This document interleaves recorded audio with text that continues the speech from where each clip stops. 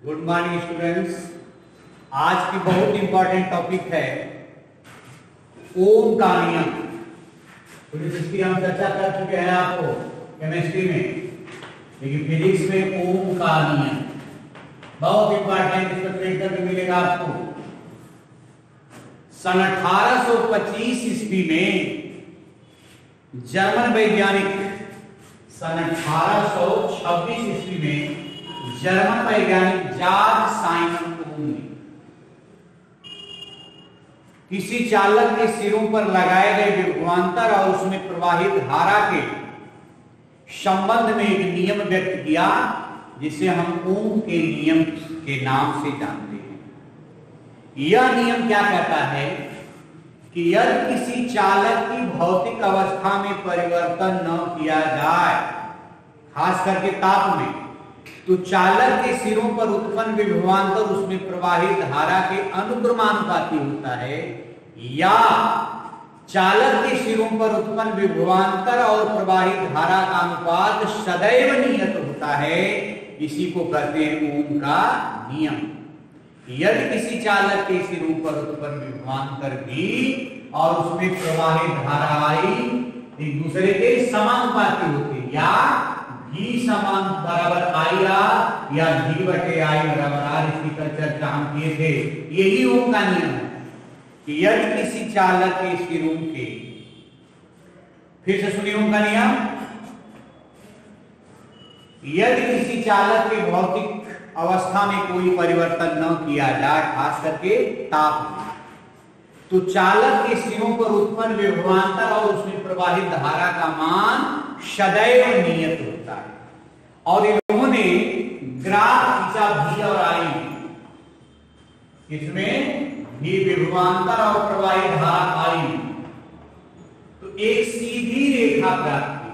कैसी रेखा प्राप्त हुई? सीधी रेखा। अब यह नियम कहता है कि ओम का नियम केवल धातु चालकों के लिए ही सत्य है। इसके लिए धातु चालकों के लिए, अगर अधातु हो जाएगा तो उनके नियम सीधी रेखा हमें नहीं प्राप्त होगी। अब आपको अपने लैब में प्रैक्टिकल कैसे करना है, ये तो समझ में आ गई।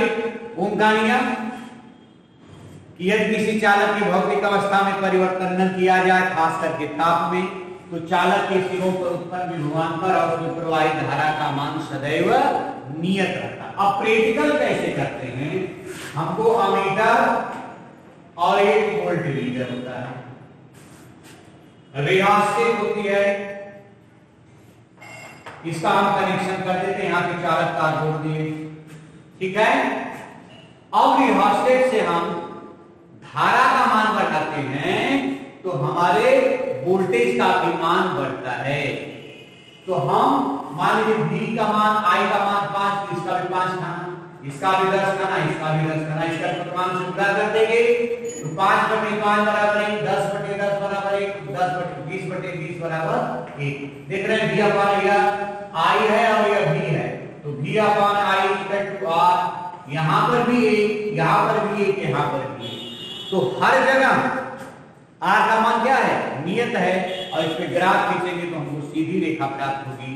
इससे सिद्ध होता है कि धारा और विभवांतर, वोल्टेज दोनों समान अनुपात में है और V और I का मान सदैव नियत आ रहा है। तो लिख कर लिख लेंगे कि ओम के नियम का सत्यापन हो गया। इस तरह से आपका प्रैक्टिकल हो जाएगा और दिए गए पद आपका विशिष्ट हो। इस तरह से ओम का नियम केवल धातु चालकों के लिए सत्य है, अधातु चालकों के लिए नहीं। आता है प्रश्न कि ओम का नियम निम्नलिखित में से सत्य है, धातु, अधातु, मिश्र धातु, तो किसके लिए सत्य है? केवल धातु के लिए। अब हमारी बात आती है कि अपवाद व अनुमगन वेग के आधार पर ओम के नियम की उत्पत्ति। ओम के नियम की उत्पत्ति 60 में देखें, इसको नोट्स में डिटेल मिलेगा। ओम के नियम की उत्पत्ति अपवाह वेग या अनुगमन वेग के आधार पर, अनुगमन वेग के आधार पर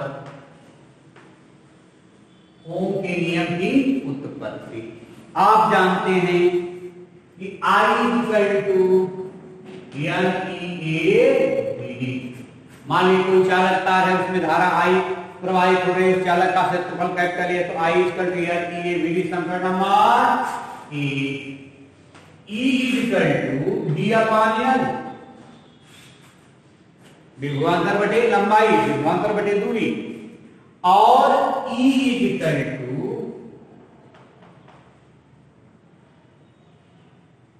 F इक्वल टू ई। अभी कैसे F इक्वल टू ई कैसे आ गया?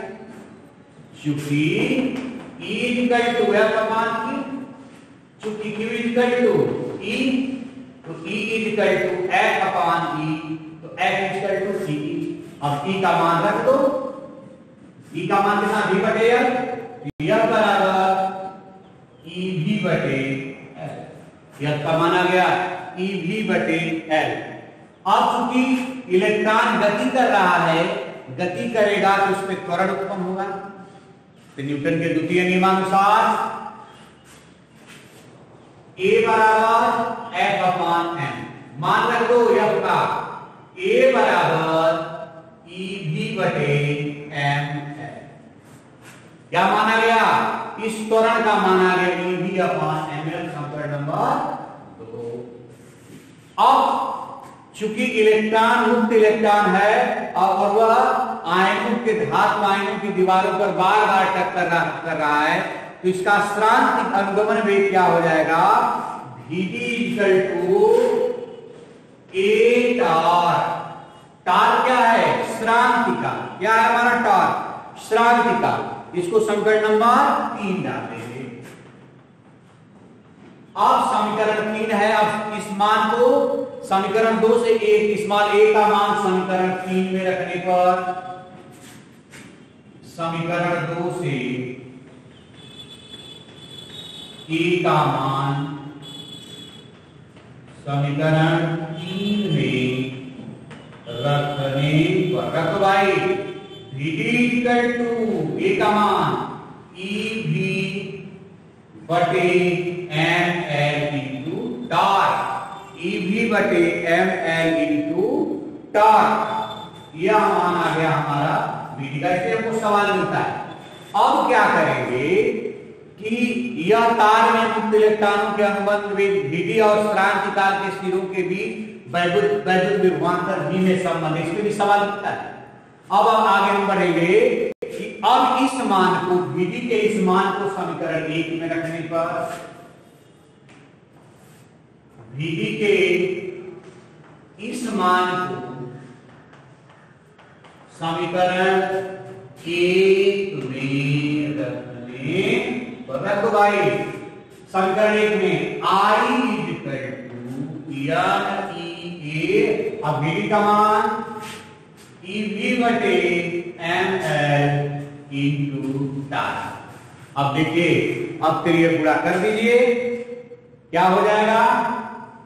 I equal to IML equal to, फिर गुणा हो गया N E square A V torque. अब V बटे I हमको करना है, क्या करना है? V बटे I इक्वल टू ML बटे N E square A torque. अब देखें, M कांस्टेंट है, L कांस्टेंट है, N कांस्टेंट है, E constant, A constant, torque constant. ये सारी चीजें कांस्टेंट है।